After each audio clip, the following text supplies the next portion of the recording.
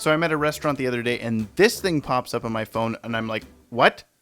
What is this? What is this? Now the sneak peek featurette is out as a special feature on Teen Titans The Judas Contract, and I can finally talk about it. Batman and Harley Quinn. It looks pretty okay. This is going to be a different video than usual. I just kind of want to talk. I'm just gonna say things. This is the first time we've gotten a quote-unquote DCAU revival since the release of Superman Brainiac Attacks in 2006, which is an offshoot of the animated universe and considered by most to not really be in continuity unless you force it to. Shout out to my man Dallas! So let's break this thing down and see what we're in for. Right off the bat,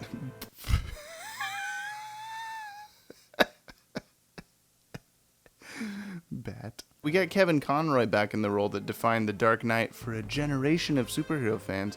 Looks to be pretty much the new Batman Adventures character design, but we do see some blue highlights reminiscent of his Justice League look. But it's a brand new look we haven't specifically seen yet, so it's got that going for it, which is nice. Then we get a good look at the new villain of this movie, the Floronic Man, credited as the Plant Master, but who knows? He's a big plant guy. In the comics, he first appears as an enemy of the Atom, but later becomes an enemy of the Flash, the Justice League, Swamp Thing, pretty much anyone he currently feels mad at. He's teamed up with Poison Ivy several times, though, and that appears to be his agenda in this film. He was also in an issue of Justice League Adventures a while ago. This is him right there.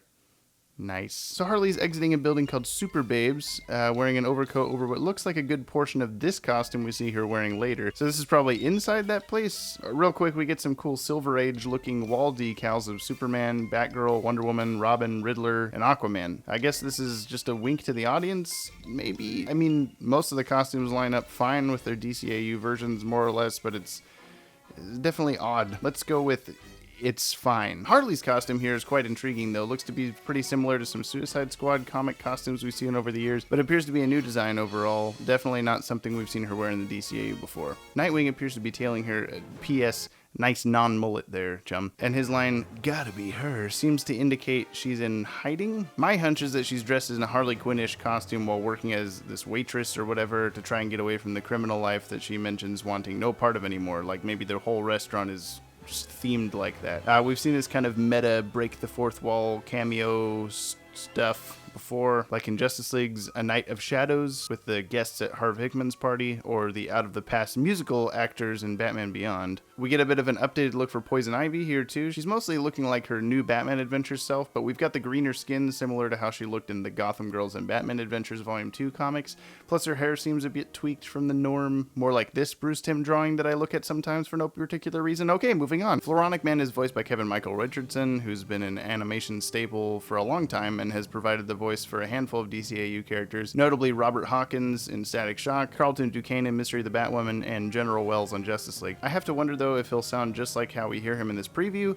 or if they'll augment his voice to be more inhuman and gurgly or something. I mean, listen to Justice League War Sneak Peek's Darkseid from a few years back. Let the invasion begin. And now listen to his real voice in the movie. Now you die. One's Toonami Tom, and the other's a big scary alien man. Speaking of voices, we have a brand new Harley for this film. People tell me it's Bernadette from The Big Bang Theory, but I choose to believe that show doesn't exist, so the people telling me that just suddenly start speaking gibberish, and I have no idea what they're saying, so I just leave the room. It's always kind of awkward. Oh, I'm getting reports that we're losing subscribers by the truckload, so, Big Bang Theory is an amazing television program, and I like to watch it. It doesn't sound too bad, though, in my book. People are freaking out about it. So much negativity toward this movie so far. It's pretty surprising. It's a Bruce Timm Batman animated movie. We haven't got one of these for 14 years. A lot of people are like, why not Arlene Sorkin? Why not Tara Strong? Okay, firstly, Arlene retired from the role. Then again, Mark Hamill did the same, but he keeps coming back all the time, so I don't know. But I've personally never much liked Tara Strong's Harley. I like Tara Strong as most everything else. Batgirl, Bubbles, Raven, Timmy Turner, even Penny on this nightmare-inducing Inspector Gadget cartoon. Sure, of course I want Arlene back, but beggars can't be choosers. You're getting another probably DCAU movie. Be happy. It'll take some getting used to for sure, but I don't hate it. Lauren Lester is back as Nightwing. This is amazing. He hasn't voiced the character since 1998. That's almost 20 years ago! It's almost 20 years ago, you guys. This is something to celebrate. Focus on this. They ask Kevin Conroy to come back as Batman all the time, but Lauren Lester is sincerely as much a part of my childhood as Kevin is. I had this Robin VHS tape that I'd watch over and over and over and over. And trust me, ask my mom. She'll tell you. She knows. He does sound a bit older, but the man is 19 years older than he was last time, so give him a break. I think this will be one of my favorite aspects of the film. Oh, what's that? Oh, that's right. Yeah, he voiced Nightwing in 2003, the video game Rise of Sinzu. Well, it's still 14 years, okay? It's been a while. Anyway, here he is tied up to Harley Quinn's bed and... What? Nightwing is involved in sexualized activities? This simply cannot be. This is another thing that people are losing their minds over. You see, for some reason, most people want to watch a movie and know 100% what to expect. A equals A, B equals B. And no matter what reality he calls home, Luthor is Luthor. Sorry, slipped into my question voice there. Pretty good, though, huh? No? Well, okay. See, people want Harley Quinn to be with the Joker no matter what, all the time, the end. Batman, he can't have sex with Batgirl on a rooftop. That's disgusting. It doesn't make any sense. It's not like they had a budding relationship throughout the entirety of the DC animated universe or anything like that. Just take a step back. Try to let the warm, fuzzy feelings come rushing in. Remember when you first saw Mask of the Phantasm? Remember how awesome it was? Go back to that place. Breathe in. And out. Now, will this movie be like that one? No, it won't. It will be full of cringy jokes and Harley Quinn seducing Nightwing for some reason. But that's what we're getting, so... She's got a closet full of other Harley Quinn costumes, though, so that's pretty cool. Some other cool stuff in this trailer. We've got the original Batman the Animated Series Batmobile for some reason. Reminds me of when they used the original Batwing on Static Shock, because... Harley seems to be pretty upset about that guy, who we see her punching and chasing after later. No idea who this is supposed to be, though. John DiMaggio was originally credited as Swamp Thing in an article, and now he's just credited as no one. Maybe this guy is Alec Holland, the man who will become Swamp Thing? My DCAU timeline brain hurts just thinking about it. I mean, we've already seen Alec Holland in Batman Adventures, and he doesn't look a thing like this guy, so I hope it's not him. If it is him... boy. Bruce Timm says the plot is a lot like the animated series' Harley Quinnade, which makes sense. It appears to be Batman and Nightwing teaming up with Harley Quinn to defeat the planty team-up of Ivy and Floro plant guy, Cedar, whatever. Conroy seems to be confident there will be surprise turns that fans will get a big kick out of, so... we'll see. We get storyboards of a scene with Harley on stage with a microphone, perhaps another musical number for the DCAU books. Maybe it's the same scene as this dance party with Joker's henchman and one of Mr. Freeze's girls there randomly. Batman jokes that Harley is his punishment for dropping out of med school, a sly nod to his father, Dr. Thomas Wayne. He was a doctor. Doctors go to med school. We've got this new scientist character, seemingly helping the plant peeps, but probably being forced to. My money is on his voice actor being Robin Atkin Downs, who's currently credited in the movie for an unknown role. You may recognize him as the Gentleman Ghost in JLU, or you may not recognize him at all. Unfortunately, we don't get to hear Ivy's new voice in this sneak peek, but maybe they didn't want to shove 2 new voice replacements in our faces at once. Some last few things. We see Batman, Nightwing, and Harley in a swamp, presumably where them plant folks is hiding out. We also see Ivy seem to attack Floronic Bro, so maybe they've made some kind of deal and she wants to back out of it. I don't know, supervillains are always turning on each other. Looks like maybe she can control him though, like she does her usual plant creations, which may be a fun dynamic between the characters. Now, another thing people are angry about is, why is Poison Ivy punching Harley Quinn? They're like best friends forever. Listen.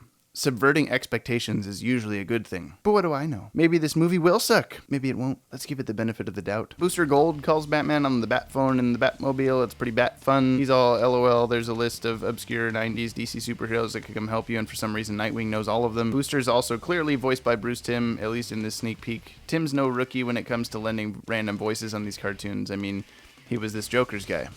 He was this guy the whole time.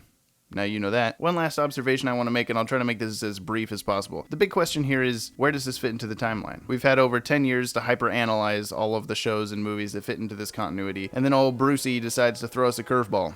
Thanks, man. Appreciate you. So let's look at the facts. Bruce Timm has said that the events of the Return of the Joker flashback take place at the end of the present-day timeline. So after JLU, but before Batman Beyond. I wish I could find the source for this, but I've never been able to. If you know it, Please, for the love of whoever's hand this is, comment below and tell us. It seems clear that the Bat folk don't see Harley after she falls into the giant bottomless pit. We know she survived into the far future, but context clues tell us that's the last time she's around, so this is likely before the death of the Joker. Oh, spoilers, sorry! The Joker dies! If you didn't know that, you probably shouldn't be watching this! Due to Booster Gold's cameo and him mentioning Elongated Man, not to mention superheroes we never saw on JLU like Black Condor, Triumph, and Bloodwind, it's safe to say that this is after Justice League Unlimited. So it would appear this takes place between those two time periods, but as we know, appearances can be deceiving. The main thing that messes this all up is Poison Ivy. In the Batman episode House and Garden, Ivy tricks Batman at the end with a plant clone of herself and manages to escape. This is her final appearance on that series, and there's never any mention of her having a change of heart and coming back to the criminal life between that moment and her just randomly back as a supervillain in the new Batman Adventures. I never really minded this until her appearances in Batman Adventures Volume 2, which takes place during Justice League, and here she keeps getting greener and greener and devolving into much more plant than human. Eventually she makes her way to a laboratory in the swamp where she finds Alec Holland, you know,